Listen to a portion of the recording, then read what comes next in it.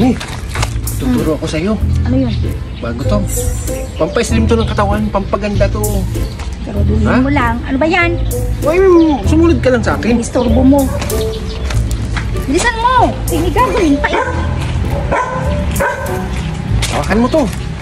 Oh, para saan to? Ba't Makinig ka. paano ba to? Pampaano to? Pampaislim yan ang katawan. Siguraduhin mo lang, umayos ka. Susunod ka sa akin, ha? 1, 2, 1. Umayos-ayos ka, ha?